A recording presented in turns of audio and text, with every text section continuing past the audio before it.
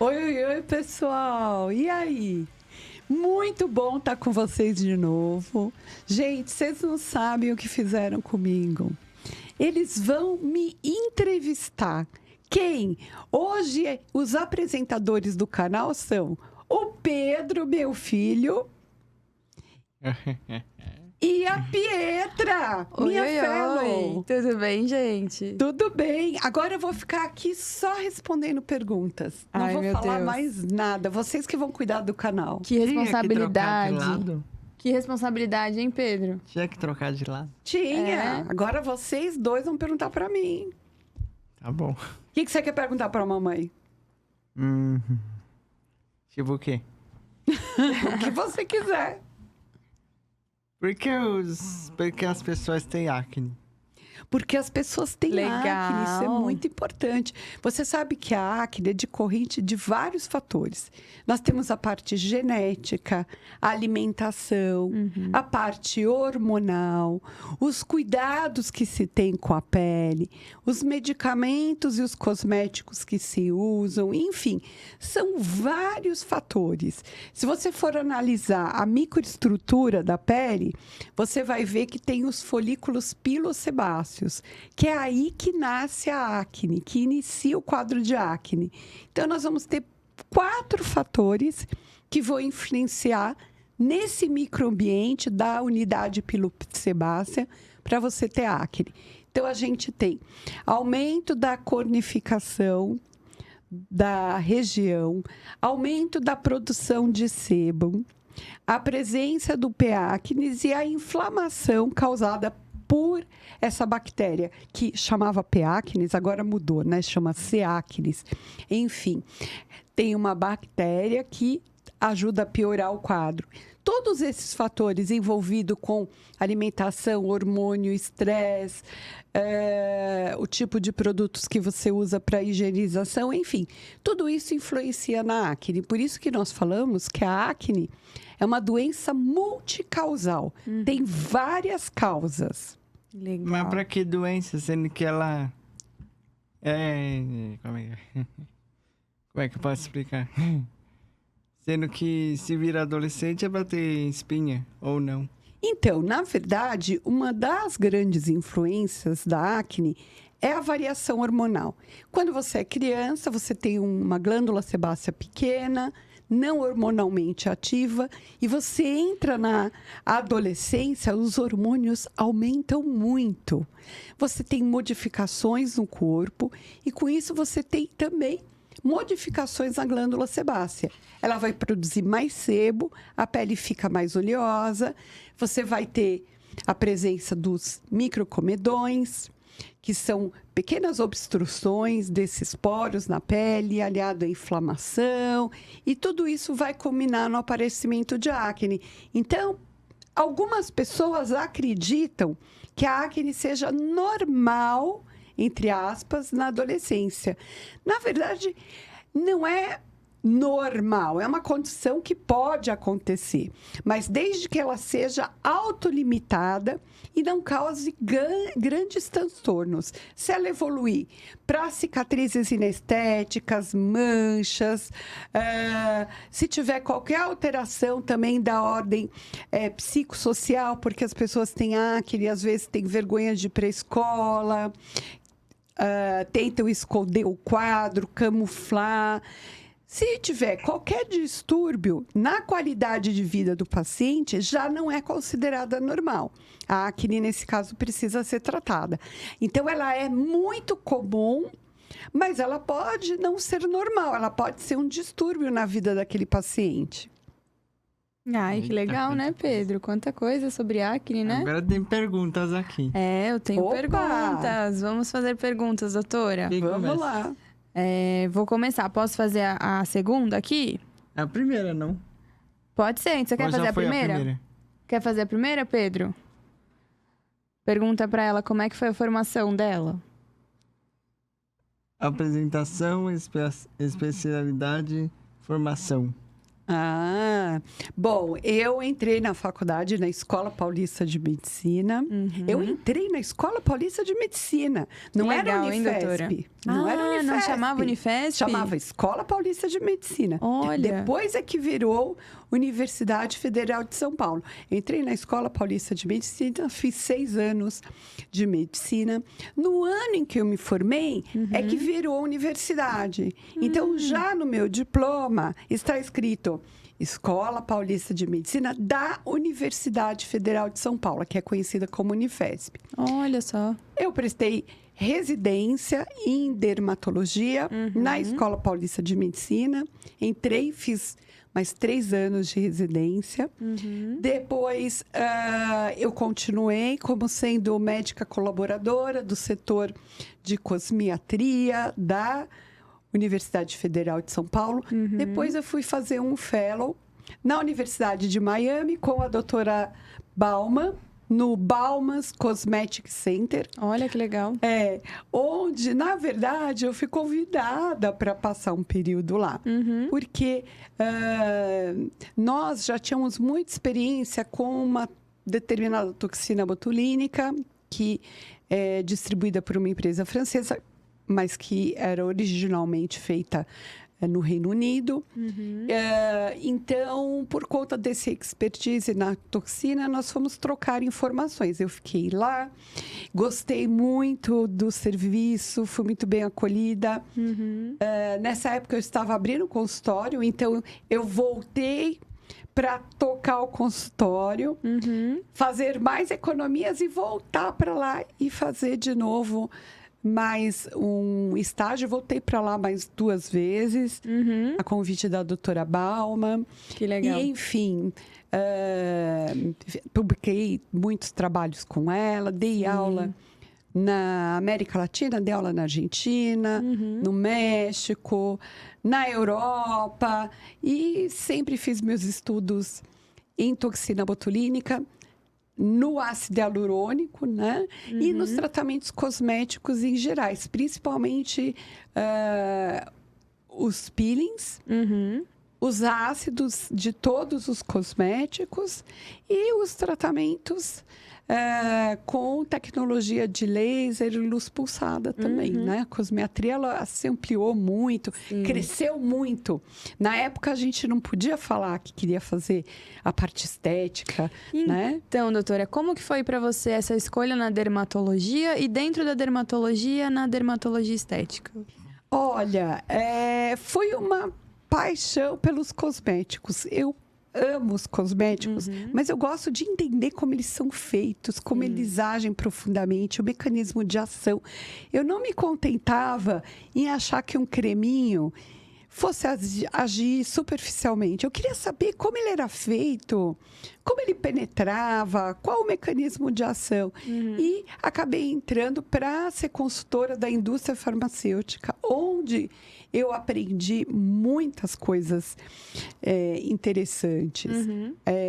Aprendi com o grande professor Márcio Falsi, que era o médico da indústria farmacêutica, que fundou a farmacovigilância no Brasil, um dos fundadores da farmacovigilância no Brasil. Então, aprendi a fazer farmacovigilância dos medicamentos. Isso é, às vezes, um conceito desconhecido, mas, na verdade, a farmacovigilância é o coração dos medicamentos, que é quando ele sai da parte da pesquisa e do desenvolvimento e cai na população em geral. Então, no protocolo de estudo, a gente estuda um produto, você escolhe uma população que ela é controlada. Sexo, idade, peso, enfim, várias características controladas. Geralmente, as pessoas não podem ter doenças prévias, têm que ser saudáveis. E você faz os estudos, obtém um resultado. Só que quando cai na população, o que acontece? Você tem pessoas que têm várias doenças, que não vão usar a posologia exatamente como está indicado, vão misturar os produtos, enfim, ele cai na população. É um N muito maior, né, doutora, que o estudo. É o N total, é a vida. É a vida real. Exatamente, e aí são os perrengues que acontecem, os eventos adversos. Sim. E eu amo Claro que eu não gosto que uma pessoa tenha um evento adverso, mas eu amo entender isso, como funciona o medicamento, quais são os efeitos colaterais, o que a gente pode fazer para minimizar isso, e depois que já deu problema, como tratar, Sim, né? com certeza. Muitas pessoas não gostam de efeito colateral, têm medo, saem correndo. Eu entendo, a gente não gosta de efeito colateral, mas tem muitas pessoas que, quando tem evento adverso, querem sumir. E eu adoro um evento adverso. Quanto mais cabeludo o caso, mais eu gosto. Então, foi por essa paixão dos cosméticos, de entender como eles funcionavam, de ir a fundo no processo de produção da toxina botulínica. Então, eu trabalhei muito na fábrica, né? No chão da fábrica, onde eram feitos os cremes, as loções, filtros solares, e também a própria toxina botulínica, os preenchedores de ácido hialurônico, enfim. Eu sempre gostei muito de estudar. E eu vi na dermatologia uma oportunidade muito grande, porque essa área estética estava se desenvolvendo, né? E isso me gerava, assim, um encantamento, enfim. Depois, quando eu comecei, ainda não era moda, né, a cosmetria. Hoje e ainda que tem é um muito boom. preconceito, né, doutora, com quem faz a parte da estética. Tem. Hoje tem um agravante, assim, eu acredito, tem um agravante. Sabe por quê? Na época, eu e os meus colegas entrávamos para a faculdade de medicina porque nós queríamos ser médicos, tratar de doenças. Salvar vidas. Salvar vidas. E ainda hoje eu sou apaixonada pelas doenças. Sim. Adoro as doenças, né? Adoro as doenças em teoria, né? Eu não gosto, lógico, de ver uma pessoa doente, em sofrimento, mas é muito interessante estudar a doença, como ela se instala, enfim. E eu entendo isso, muitas vezes, como uma batalha. Uma batalha entre o vírus e as suas defesas do corpo. As bactérias e as suas defesas. Sim. O fungo. Eu entendo isso como uma guerra, né? E quem é que vai ganhar? Somos nós, nossas defesas. Nossas defesas precisam de ajuda, precisam de um medicamento, de uma intervenção. Nós vamos deixar esses bichos ganharem? Sempre entendi dessa maneira. Na estética médica é um pouco diferente, porque aí qual seria o grande inimigo? Seria o envelhecimento. Como é que a gente vai atrasar esse relógio do envelhecimento? É possível? Hoje eu tenho muita certeza de que não é possível. Muitas pessoas acreditam que seja possível, sim, ser eternamente jovem, tomam milhares de vitaminas, usam vários coquetéis, fazem todos os tipos de tratamento e até exageram. Então, a aceitação de que o nosso corpo vai envelhecer tem que estar presente, né? Então, a gente tem que viver esse equilíbrio. O importante é envelhecer bem, né, doutora? Sim. Como um todo, não só na aparência, mas no corpo também, né? Com saúde. Isso. Você sabe que eu falo que, às vezes, eu acho que eu sou a única dermatologista de cabelo branco que eu conheço. Né? Porque eles falam assim, mulher não fica velha, fica loira. Né? E começam a perguntar, e aí, você vai começar a ficar loira depois, com os cabelos brancos? Eu falei, olha, teve uma época que eu fiquei bem loira. Na época que eu até casei, tenho fotos de casamento, eu estava bem loira. Fiz muitas luzes e tal. Mas sabe que depois acabou com o meu cabelo? Acaba, né, doutora? Ficou parecendo uma vassoura. É verdade. Nada consegui hidratar o cabelo. Enfim, eu desisti. Foi justamente na época em que eu tive os meus filhos, o Pedro e a Carol. Porque a minha vida com eles era tão agitada. Você vê o Pedro sentado, bonitinho, fazendo pergunta aqui no podcast. Mas você não imagina, quando eles eram crianças, o Pedro e a Carol, eles pegavam fogo. Tanto que o apelido da Carol era Taz. Aquele bichinho que ficava girando, sabe? Sei. E eles juntavam, era uma loucura. A gente ia passear, saía um correndo para um lado, o outro para o outro, desgovernado. Meu marido, a gente saía correndo atrás, era uma loucura. E uma vez eu levei os dois ao cabeleireiro que eu ia sempre fazer luzes. E fui fazer tal das luzes de manutenção. Gente, eles quase destruíram o salão do cabeleireiro. Eu passei tanta vergonha, que eu falei, olha, meu cabelo tá ficando ruim, tá ficando poroso. E também eu não tenho com quem deixar as crianças, porque eu até poderia deixar as crianças com a minha mãe, com a minha sogra. Eles sempre foram muito solícitos. Mas eu trabalhava tanto e naquele momento de final de semana eu queria ficar com eles. Sim, então claro. eu levava ao cabeleireiro, levava para brincar no parquinho. Eu não queria ficar separada dos meus filhos. Eu falei, você quer saber? Não vou mais fazer luzes. E deixei o meu cabelo na cor natural, que é essa. E agora, meus cabelos estão ficando brancos. E é o momento que as pessoas perguntam, e aí, você vai disfarçar os brancos? Enfim, eu tô curtindo os cabelos brancos. Mas tem uma linha, né? Uma moda de mulheres que assumem o grisalho, né? E fica tão bonito. Até faz Sim. luzes ao contrário que fala, né? Faz luzes de grisalho. Você já viu isso, doutora? Já vi. E fica muito bonito. E eu tô curtindo o grisalho. Eu acho que nessa minha fase da vida, é uma fase que eu conquistei muitas coisas. E eu fico muito feliz por ter amadurecido. Até dou aula para os alunos. Eu acho interessante eles verem uma pessoa de cabelo branco como uma referência, porque na dermatologia tem assim uma linha que eu acho meio, eu não sei, eu meio que tenho um certo estranhamento. Foi o que eu estava falando. Entrei na faculdade de medicina para ver doentes, tratar das pessoas, né? E hoje tem gente que entra na faculdade de medicina pensando já em fazer estética médica. Isso não é um erro, não é? Imagina. Não é. Mas não foi a minha realidade. Eu entrei para fazer doenças. Eu conheci a cosmetria, a estética médica depois, né? E fui entrando e construindo esse caminho. Mas eu tenho uma sensação de estranhamento. E quando eu pego alunos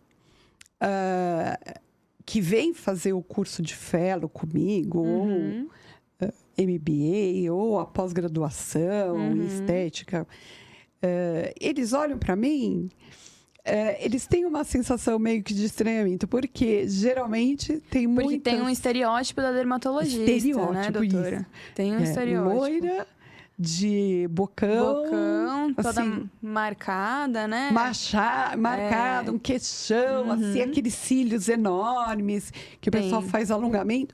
Olha, gente, não tenho nada contra, mas justamente não sou eu essa pessoa. Você vê, a gente estava comentando, né, doutora? No congresso que a gente foi, o congresso é um desfile de moda. Sim. É um desfile de moda. As meninas vão super arrumadas. Sim, parece o Oscar. É um desfile de moda mesmo. Todo mundo vai toda cheia de brilho, vestido... Sim. Nossa, é tudo um desfile de moda. Olha, eu não tenho nada contra. Eu até acho muito legal. interessante. Mas eu quero entrar numa fase e ainda não consegui. Eu ainda não posso ter essa postura. Mas eu quero entrar numa fase que eu vá com aqueles pijamas de scrub. É uma delícia, né, cirúrgico. doutora? Eu adoro pijama. Vou com aquele pijama de centro para o congresso e vou lá, dou a minha aula, assisto a aula. Eu amo os scrubs. Eu também. Facilita a vida, Facilita né? a vida. É uma delícia. Super me identifico com eles. É tipo o uniforme de colégio, né, doutora? Exatamente. A gente, quando tá no colégio, quer ir com roupa normal. Quando tá na vida real, a gente queria um uniforme. E os scrubs, olha, eles me lembram muito os seriados americanos de hospital médico. Tinha um seriado que chamava Plantão Médico. Eu não assisti o Grey's Anatomy, que é um programa mais da geração de vocês, mais jovens. Mas eu assisti um negócio que chamava Plantão Médico. E era a vida do hospital, tinha o residente, os médicos ali, super atribulados. E o pessoal andava de scrub. E eu assisti esse seriado e me espelhava e falava, eu quero ser um médico assim, sabe? De, tipo... vai para o consultório, atende a consulta, mas já corre para o centro cirúrgico, já faz um procedimento e volta, Sim. que é a minha vida. Hoje em dia é assim, né, doutora? Consulta, procedimento, volta. Uhum. E essa roupa facilita muito. Sim. Eu me identifico demais com os scrubs. Uhum. São a minha cara. E hoje em dia tem muitas opções, né, doutora? Muitas opções. Então, eu quero chegar num ponto da minha carreira que eu pegue e eu vá para um congresso desse, todo chique, todo mundo. E eu vou lá de scrubs. E tudo bem, né? E você usa Crocs, doutora?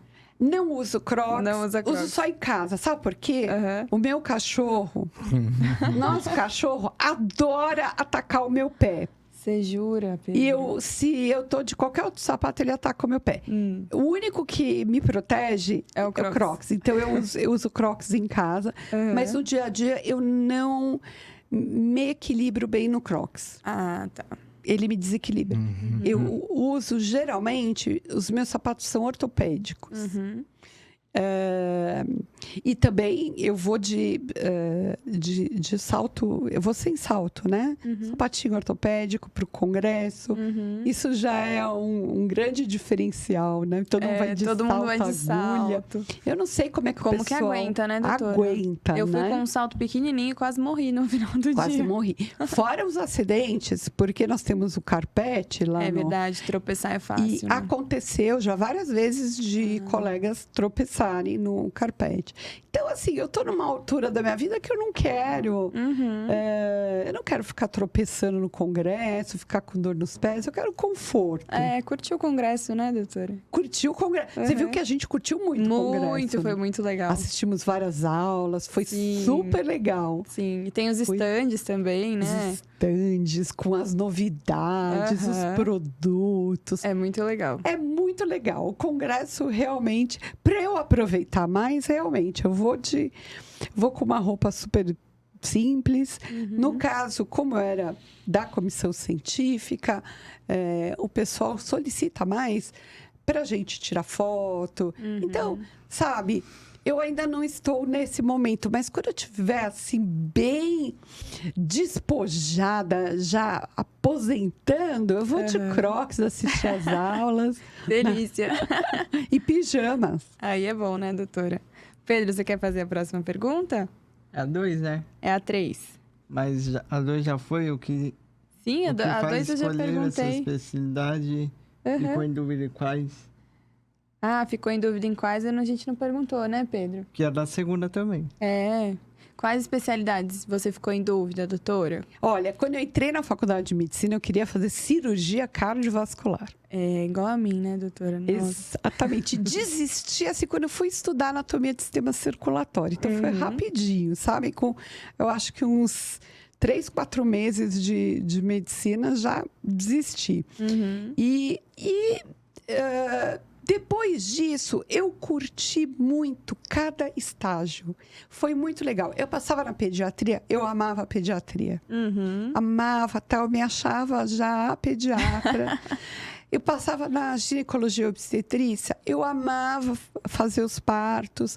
A nossa escola tinha um convênio com o amparo maternal, que nascia muita criança, muita. Imagino. Então, eu fiz parto normal, isso porque tinha muita demanda, muita gente nascendo, chegava gente, a gente falava em expulsivo, já praticamente expulsando o feto. Então, não dava conta, todos os residentes estavam ocupados, sobrava para o interno, o aluno de medicina, fazer o que ele podia. Sim. Então, eles deixavam os casinhos mais fáceis, que eles falavam que eram mulheres que não tinham nenhum risco. Não tinham pressão alta, não tinha diabetes, não tinha feto grande. E estavam chegando ali expulsando, você tinha que fazer alguma coisa. Sim. Eles falavam, olha, não atrapalhe. Se a natureza está agindo, não atrapalhe. Deixa Então, vir. recebi o bebê, que é um momento mágico, maravilhoso. É muito legal, né, Fiquei doutora? muito encantada. chocada, né? Nasceu o bebê. Eu chorei no meu primeiro que eu assisti. O primeiro eu desmaiei. Você desmaiou, doutor? Eu comecei a ser, sabe? Começou a nascer ali aquele monte de líquido, aquele sangue saindo, aquele neném todo escorregadio. Aí eu comecei assim a meio ficar tonta, ir pra trás. Deus. E daí tinham aquelas escadinhas do centro cirúrgico. Aí eu peguei uma escadinha daquela, puxei, sentei. Eu falei, olha, eu vou olhar o parto daqui, sabe? Já quase desmaiando. Mas o meu maior medo no parto era deixar o bebê cair no chão, doutora. Meu maior estresse. Escorregadio demais. E eu aprendi uma técnica. Qual que é? Era o seguinte, o nenê vinha escorregando, você já pegava assim, com os dedinhos no pescocinho dele. Sim, por trás. Você tem que fazer a técnica aqui, né? Isso. Aí você ajuda o bebê a girar e segurando no pescocinho dele. Sim. Pra ele, porque senão ele escorrega. E o meu medo era ele cair ali no baldinho, né? Então, o meu maior medo era deixar o bebê cair no chão. Graças a Deus, nunca deixei nenhum bebezinho cair. Também, mas chegava expulsivo, era um momento mágico. Nossa, eu falava, eu quero isso pra minha vida. Mas eu não queria a vida do obstetra. É muito difícil, né, doutora? Eu pensei nisso também. Aquele momento é muito mágico e tal, mas você era interno, você estava ali para aquilo, né? E acabou, né? E realmente acabou. Você fazia o parto e depois... E tchau. Responsabilidade do médico residente. E amei a GO. Depois nós passamos pela... As cadeiras cirúrgicas eu gostei muito até da ortopedia. Ortopedia é legal. Nossa, aprendi a fazer gesso, tudo. A ortopedia, e lá na escola a ortopedia era muito legal, sabe? E falei, nossa, eu vou fazer ortopedia, tá? Mas desisti depois de uma cirurgia de quadril.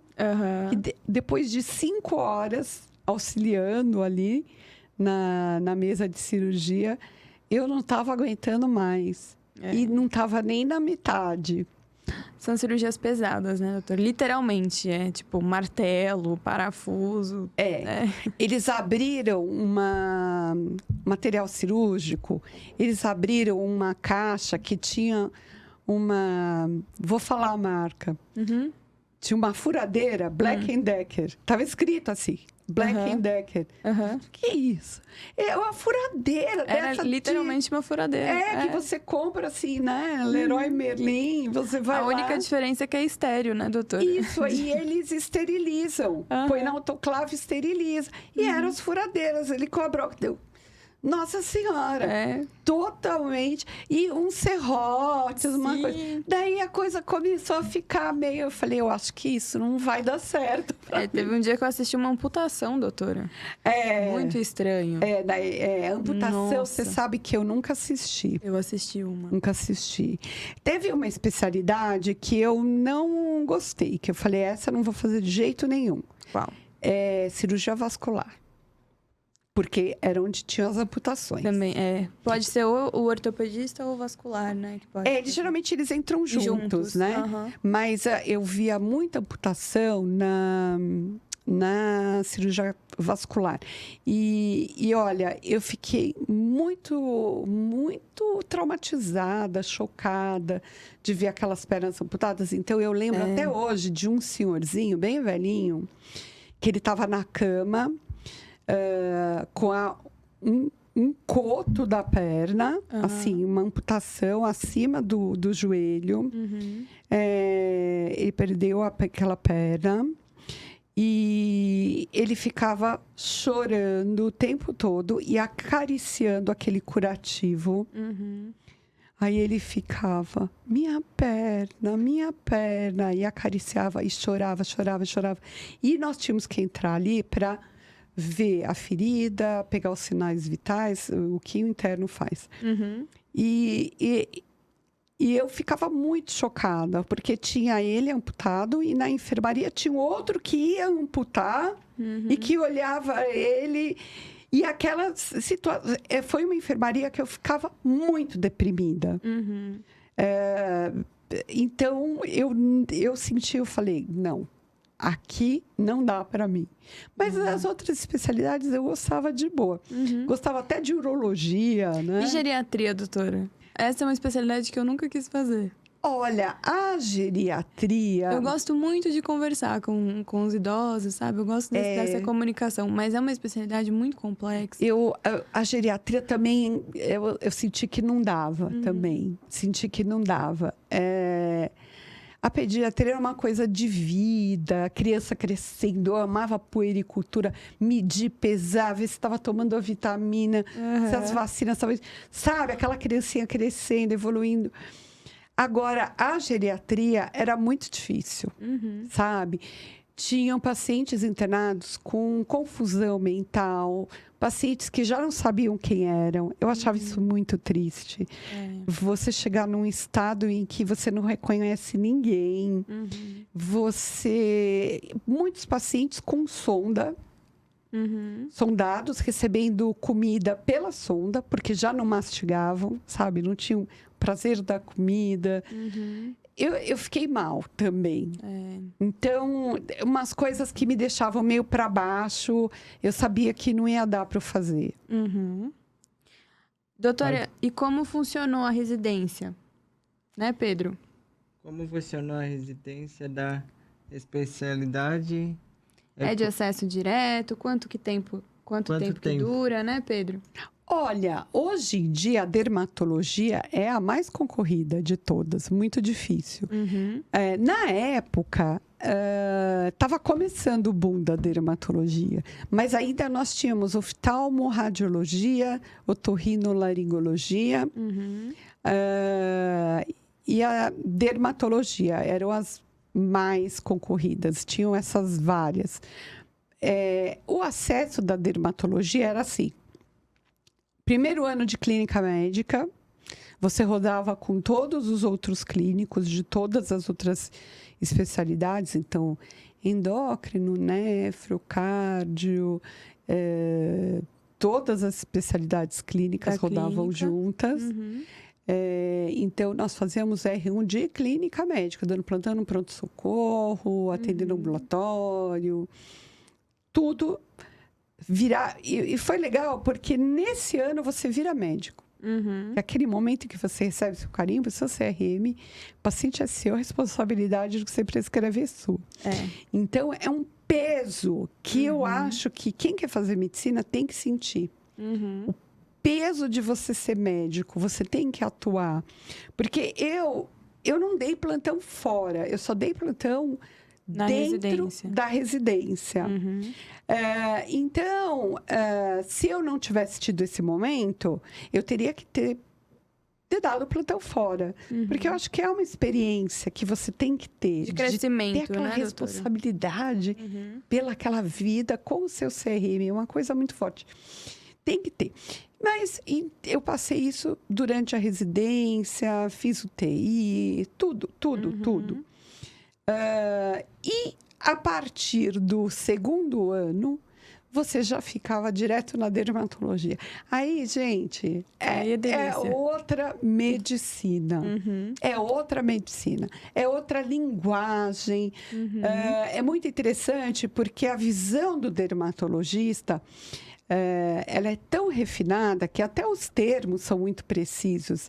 O clínico geral, ele fala, olha, tem uma área de... Eles falam hiperemia.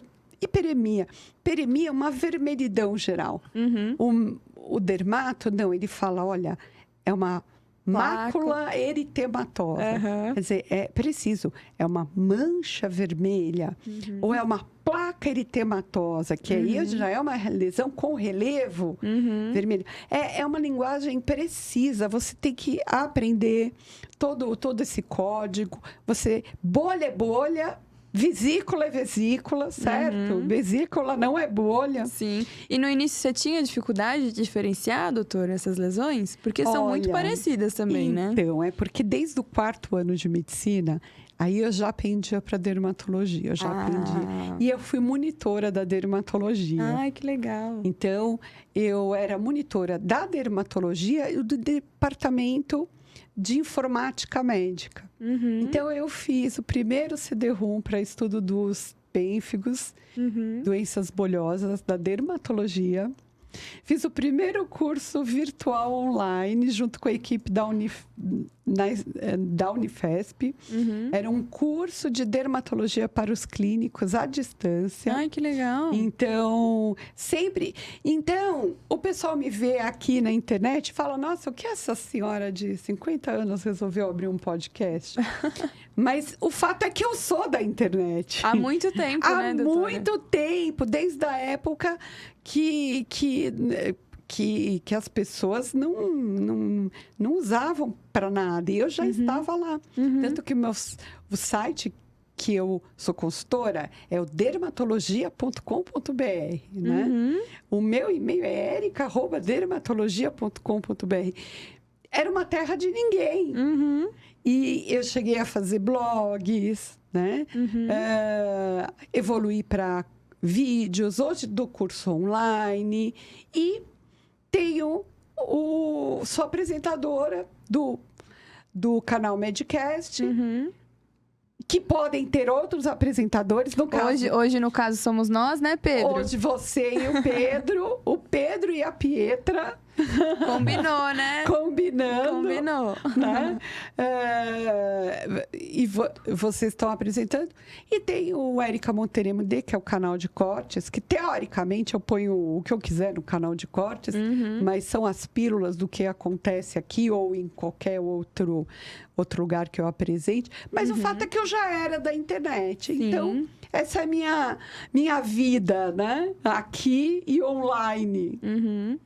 E dá uma dica pra galera que tá querendo dermato, doutora. Como que a gente escolhe uma instituição, aonde fazer os cursos?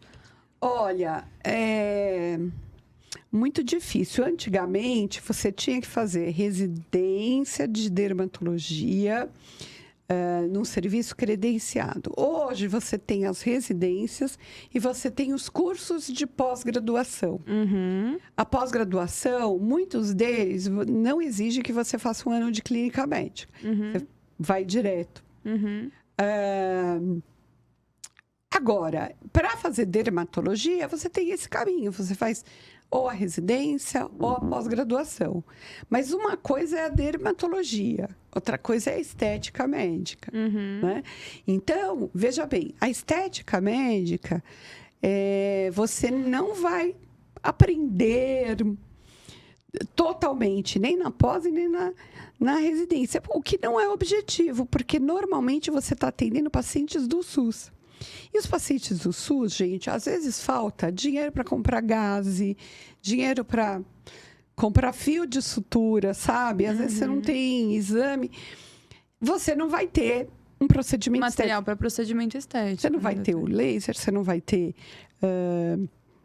o material para preenchimento, a toxina. Então, realmente, você não vai aprender isso no SUS.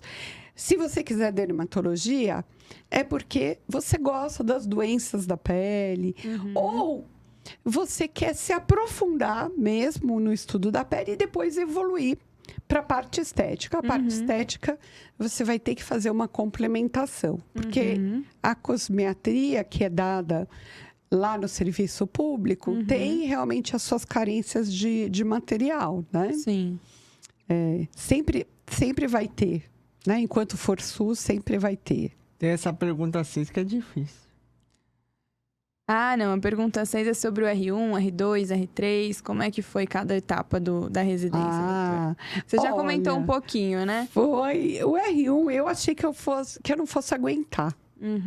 Carga horária muito grande, muito trabalho, sem dormir, muita pressão, os doentes muito graves. Mas hoje eu dou graças a Deus que eu fiz o R1, aprendi muito, que é o momento que você se torna médico. E muito interessante, porque você tinha a amizade entre os R1s das diferentes especialidades, cada um ia para a sua área, mas a gente se encontrava ali, todo mundo ou no PS ou no ambulatório, então a gente se ajudava muito. Legal.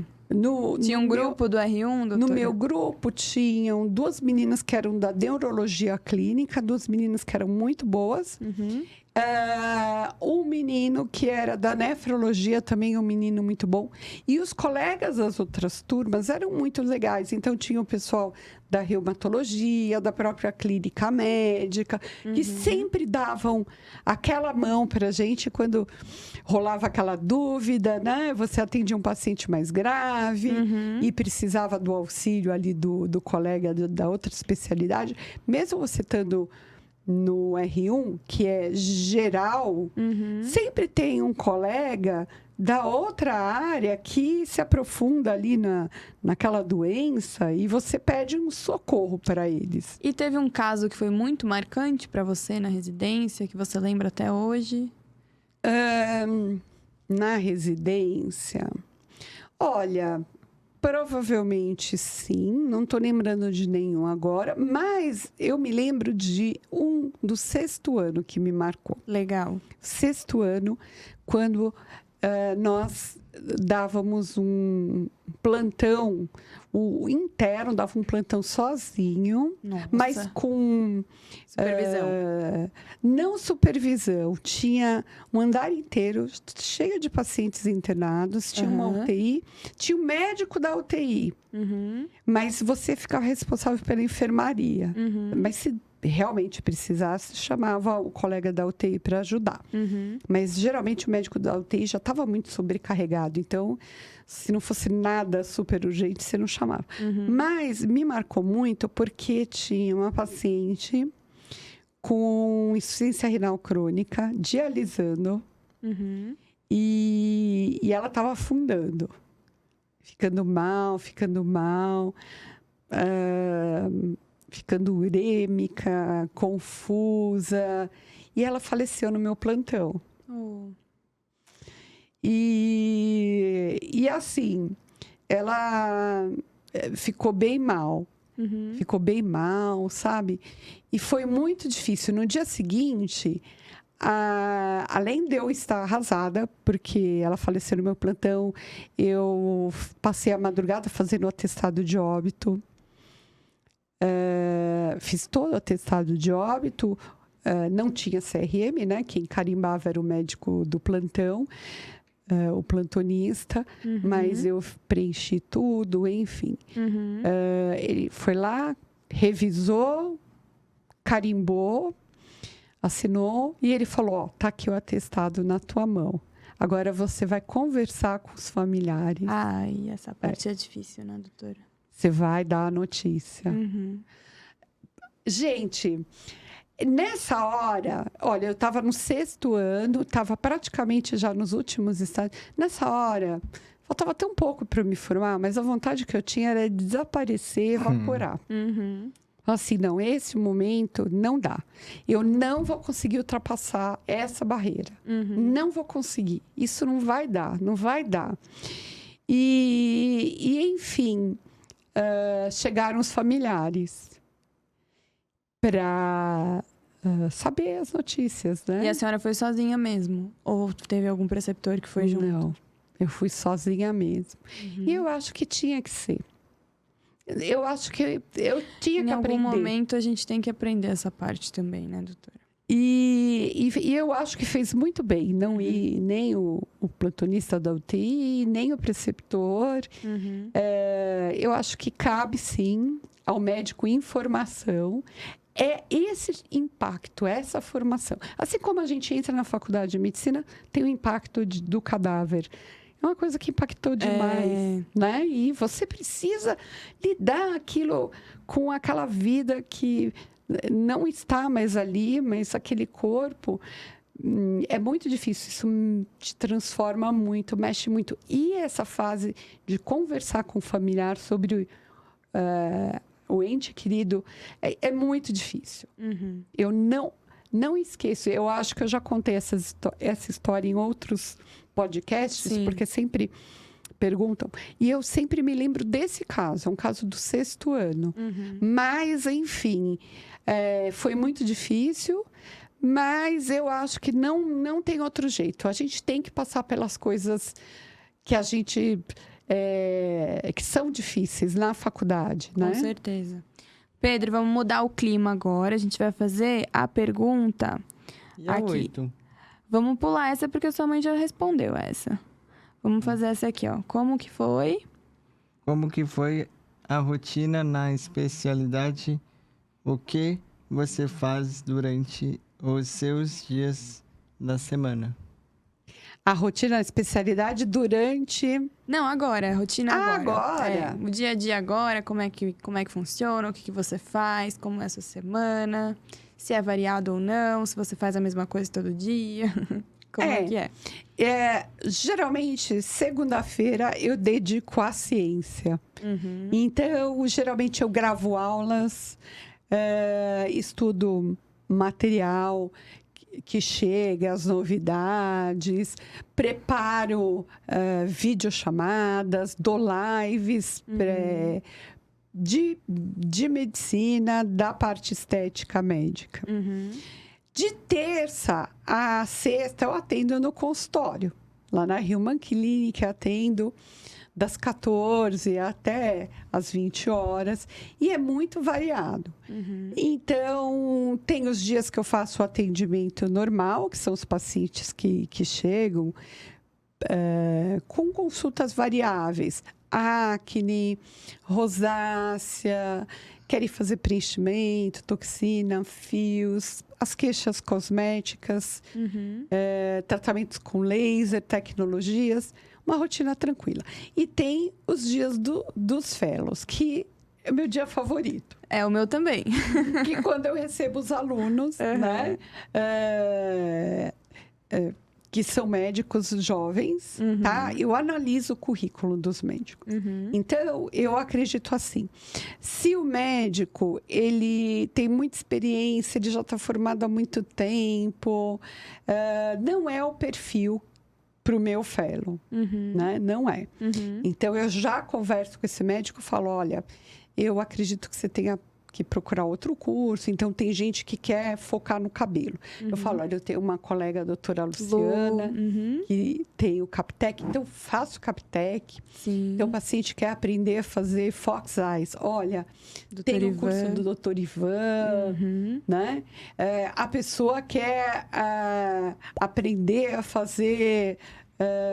um ultrassom microfocado específico. Olha, tem o curso do Dr. Fernando. Enfim, a pessoa muito especializada não é o meu perfil. Eu gosto do médico que acabou de se formar. Porque é um brilho no olho, né? É assim, é aquela sensação de quando você cura um paciente que vai ao pronto-socorro. É um brilho de uma alegria de estar aprendendo. Tudo é legal para vocês. Sim, tudo é legal. Realmente é. Eu falo que é a Disneylândia. E realmente, assim, é um clima de Disneylândia. A gente vai ver equipamento novo e vai e ver uma acne, uma rosácea, melasma, vai ver os cosméticos. É a Disneylândia. Cabelo, vamos lá no tratamento capilar. Sim.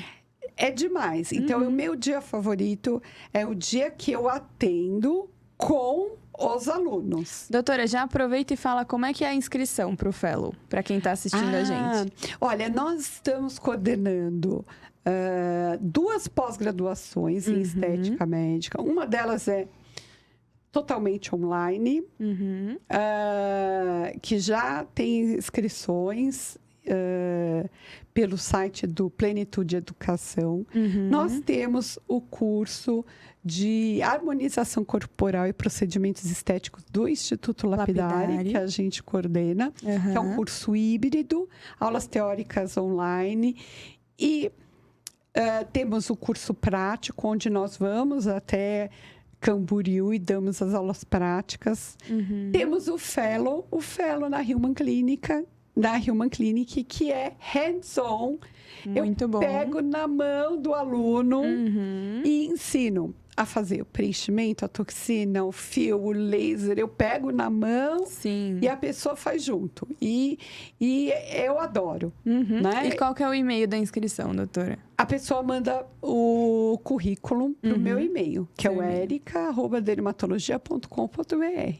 Ainda eu leio todos os currículos e eu pessoalmente seleciono. Mas eu já estou treinando as minhas duas assistentes, a doutora Ana Bontento e a Thaís, estou treinando elas a também analisarem o currículo e escolherem os alunos. Mas, Legal. por enquanto, eu que pessoalmente escolho. E nós vamos ter o primeiro MBA em cosmetria e procedimentos estéticos. Saindo do forno, né, doutora? Saindo do forno. Fresquinho. Logo, logo.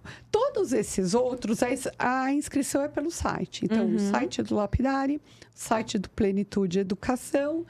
E nós vamos ter um site para o MBA, que eu espero logo estar com o endereço deles. Mas, por enquanto, a gente aceita o currículo pelo meu e-mail, porque eu já dou uma analisada e dou uma ideia do que vai ser o curso. Para a pessoa escolher o MBA, ela vai estar focada mais na parte estética médica e gestão dos consultórios, tá? Porque para ser MBA tem toda essa parte de gestão que o médico não aprende na faculdade. É isso que eu ia perguntar também para a senhora, né? Como foi? A senhora contou para mim que já abriu uma clínica, né? Nossa, muito Foi difícil. muita dor de cabeça, né, doutora? Muita dor de cabeça. Olha, eu fiquei muito feliz quando abri uma clínica. Aprendi muito. Aprendi a ver se havia regularidade perante a prefeitura, perante a Covisa, fiz a adequação das salas de procedimento, as salas de consulta, materiais, treinamento da recepcionista e da equipe de enfermagem. Tudo isso eu aprendi a fazer, estudando, correndo por mim mesma. Uma coisa muito difícil. E vai ensinar tudo isso lá no MBA, doutora? Então, agora com pessoas profissionais Legal. já da área da administração. Muito legal. Porque, olha, eu realmente não gostei dessa parte. Fiquei muito feliz quando eu fechei o consultório, né? E depois fui trabalhar com o Fernando Macedo. Nós trabalhamos muitos anos juntos. E depois nós dois fomos trabalhar na Human Clinic. Assim, eu fiquei muito feliz de não ter que cuidar dessa parte da administração. Eu realmente não gosto, tive que aprender, mas cada vez mais me afasto disso. Então, de toda a parte burocrática, aquele monte de imposto, fiscalização, tudo muito chato. Eu gosto de medicina. Sim. E eu gosto de ensinar, eu gosto dos fellows, eu gosto da alegria da juventude de vocês, né? Sim. Que vocês trazem uma animação, esse brilho no olho de estarem aprendendo. Esse é o meu dia a dia. Então, eu fico muito feliz. E o podcast, que eu adoro também. Que eu acredito, eu sou da internet, que é uma forma de comunicação, que nós estamos ainda aprendendo a fazer. Sim. Então, o pessoal que me assiste aqui, vocês acham que eu estou aqui do nada sair. Não, eu já sou da internet há muitos anos.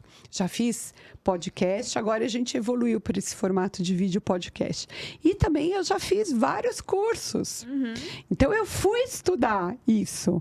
Fui estudar com outros podcasters grandes, algumas coisas que são importantes para a comunicação. Tentar falar uma linguagem mais simples e direta, porque nós médicos... Muitos termos, né, doutora? Nós temos aquele jargão, né? Que eu gosto muito de conversar de forma técnica com um colega e falar de forma técnica, mas se a gente for conversar aqui tecnicamente, ninguém vai entender nada. Com certeza. Então, essa maneira de comunicar, de falar com termos simples, é uma coisa que eu acho muito legal. E eu gosto de conversar profundamente sobre os assuntos. Sim. Então, para mim, eu tenho um perfil no Instagram, que é o Érica Monteiro MD. Sim. São as coisas que eu posto no Instagram. Mas o Instagram, ele é tudo muito rápido, imediato, fugaz. você não tem ali uma informação profunda. E eu acredito que no vídeo podcast, como nós fazemos episódios longos de 1 hora e meia, poxa, cada dia mais as pessoas que estão ouvindo, elas vão se familiarizando com o jeito da gente falar, elas gostam de ouvir você explicar daquele determinado jeito. Isso é muito legal. Se identifica, né, doutora, com a forma que você fala, o jeito que você explica, né? Sim, e a gente inspira muitas pessoas. Então, quantas pessoas que não vão estar ouvindo, que querem fazer medicina, Sim. que querem fazer dermatologia, puxa, que pensaram em fazer um fellow em estética, nem sabiam que isso existia. Tem muita gente que não sabe, né? Muita gente me manda mensagem, como que funciona lá o fellow com a doutora Érica? Muita gente me pergunta. Pois é. Então, é muito legal. É uma forma de comunicação, realmente, que eu acredito. Pedro, vamos fazer a próxima pergunta, ó. É a número 10. Como conciliar a vida profissional e pessoal? É muito difícil.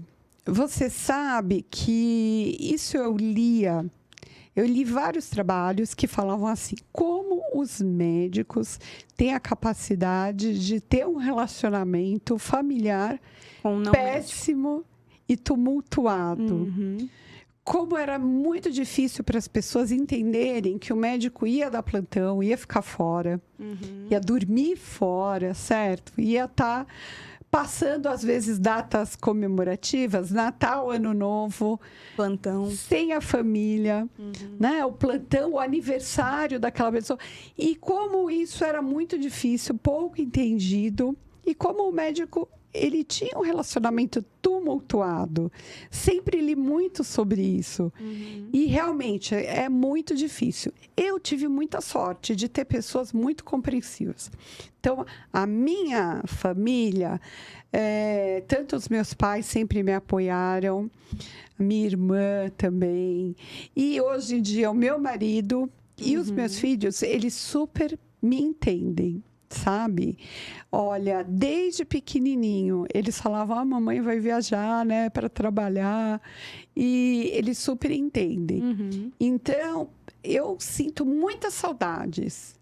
Difícil, sabe? Quando viaja, seu coração fica apertado. Não vejo a hora de voltar para ver os meus filhos. Então, eu sinto muitas saudades. Mas eu sempre tive muito apoio. Não, em nenhum momento, a minha família botou nenhum obstáculo para a minha carreira. Pelo contrário. São muito parceiros. Eu tenho que agradecer muito a família. O que você acha? O que você acha, Pedro, da mamãe trabalhar? Acho bom, né?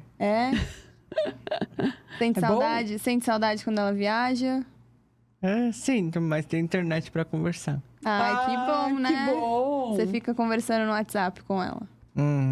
Ai, que bom. Só o WhatsApp não pifar pra... Vamos ver qual é a última pergunta. Não, essa pergunta cadê? Essa não. É a 10. É a 10, já foi. Vamos pensar em outra 11. Pergunta, Pedro. Por quê? Como é que é 11? Não, essa última não é. Essa aqui não é pergunta. Vamos pensar em outra pergunta, Pedro. Vamos lá. O que você quer perguntar para sua mãe? Já foi de acne, né? Já Pedro, foi de acne. Quer pensar em foi. outra? Vamos pensar em outra? Que a mãe falou que tinha alguma coisa na cara. O quê? O que você tem? Que a Carol falou que também tem na cara aqueles... O cravo. Cravo? O cravo faz parte da acne. Mas como é que cura o cravo? O cravo tem que fazer tratamento limpando bem a pele, higienizando bem a pele, lavando com sabonetinho anti-acne. E também usando produtos como, por exemplo, gel de peróxido de benzoíla, para ter uma ação que a gente fala comedolítica, para remover essas bolinhas, né? Ácido azelaico, ácido glicólico, ácido retinóico. Fazer os tratamentos com laser, né? O Pedro tanto gosta de fazer os tratamentos com laser. Tem que fazer, hein? Você tem que gosta, fazer. Pedro? Que eu falo toda hora, tem que fazer laser de acne. Ele que legal. gosta, ele gosta. Vamos fazer. Pensa mais, hein? Pergunta. Vamos Doutora, aproveitar as férias para fazer o laser de acne em você. Vamos perguntar então. Vou devolver a pergunta do meu vídeo, só que de uma forma diferente. 5 pontos positivos e negativos da dermatologia. Agora mais focado. Da dermatologia. Olha, Eu acho que é difícil essa pergunta, hein? Difícil, né? 5 pontos negativos. Primeiro, da dermatologia, é uma especialidade muito concorrida, muito difícil. Então, tem que estudar muito, focar. Às vezes gera muita frustração, porque você presta uma vez, não passa, tem que prestar de novo. Então, tem que ter foco, tá? É muito difícil, muito concorrido. 2, tudo que tem muito, e eu acho que tem muito dermato, acredito que vai ter uma saturação no mercado, porque parece que a estética médica cresce. Parece que não para de crescer. Quem é especialista em economia diz que essa área nunca esteve em crise e não vai estar nos próximos anos. Então, mas eu acredito que vai chegar uma hora que vai ter muito dermatologista e isso não é legal, né, para o mercado, não é. Outro ponto negativo de fazer a dermatologia é que todo mundo põe a mão nessa especialidade. Por exemplo, a acne, ela é tratada e maltratada por todos. Porque desde a vizinha, a amiga, a menina que é blogueira, todo mundo vai querer dar uma dica para tratar a acne caseiramente. E muitas vezes a acne não é apenas uma situação passageira da adolescência, mas às vezes a acne ela pode levar a cicatrizes estéticas, manchas profundas que depois vão ter impacto na vida do paciente. Então, eu acho que muita gente põe a mão nas coisas da dermatologia e isso dá problema. 4. Quarto ponto, vamos ver de pontos negativos da dermatologia. 4 pontos. É que às vezes o dermatologista ele perde um pouco a mão da clínica médica porque ele se afasta muito da clínica. A dermato é muito específica, né, doutora? Ela é muito específica, ele se afasta. Então isso pode ser um ponto negativo. Você se afasta muito da clínica médica, de certa forma, né? De outra forma, você fica super especialista na dermato, né? Na área da pele. Fica super especialista. Pele, cabelo.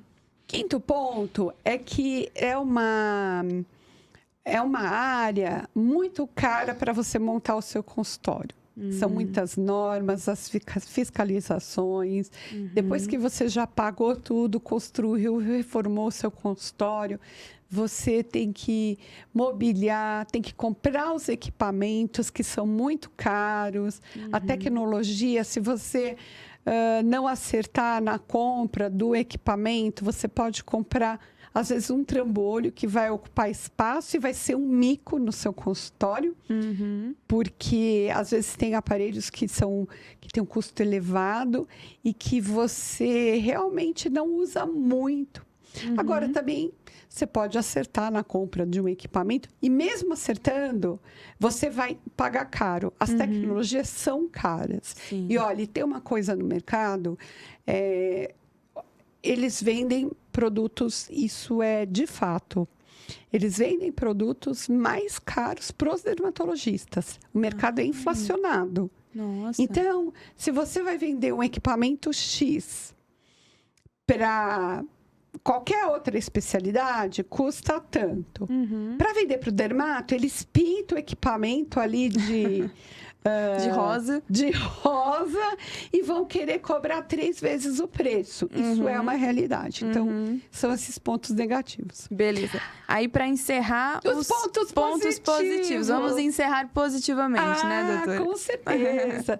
Gente, os pontos positivos. Olha, dermato é uma especialidade maravilhosa. Você vê o resultado, a flor da pele. Tudo que você for fazer para o bem, você vai enxergar os resultados, você melhora a autoestima. A pessoa se sente muitas vezes agradecida, feliz, ela entra deprimida e sai muito feliz. E é legal que você vê o resultado, você acompanha a melhora, né? Se você tiver um pólipo no seu estômago, a pessoa vai lá, faz uma endoscopia, tira o pólipo, faz o ponto. Se o ponto não ficou muito bom, se ficou um eritema, uma mancha, você nem vai ver, nem vai ficar sabendo. E tá tudo ok. No rosto, não. Você vai estar acompanhando aquele procedimento. Então, isso é muito legal. Depois, gente, os nossos congressos são os melhores, são muito animados. É muito bom mesmo, doutora. É muito bom, você tem todos os expositores sempre trazendo novidades. Sempre você vai estar por dentro das novas técnicas, tecnologias, vão te dar cremes novos, produtos de beleza novos. Então, é uma Disneylândia, né? Depois, o terceiro ponto positivo é que o dia a dia passa rápido no piscar de olho, porque é muito movimentado. Você faz muita coisa. E é gostoso, né, doutora? Aí você vai, paciente, tratamento clínico, aí depois você vai, faz a cirurgia, você tem o tratamento com laser, é muito variado. Você pode levar o seu paciente para fazer uma cirurgia no hospital. É muito variado, não tem rotina. E é muito legal, é muito emocionante isso. E o quarto ponto? O quarto ponto da dermatologia... Por que alguém deveria escolher dermato? Por que alguém deveria escolher dermato? Olha, é uma especialidade que você não dá plantões. Isso é bom. Né? Você não dá plantões. Eu dei plantões de dermato, mas foram plantões diurnos. Então, eu acho assim... você dormir na sua casa, na sua cama quentinha, tomar um banho no seu chuveiro, isso é maravilhoso. Poder fazer o seu horário, né, doutora? Isso é maravilhoso, sabe? Realmente é muito bom. Esse ponto da dermato é muito bom, tá? Realmente é muito legal. E o quinto, para encerrar com chave de ouro, doutora?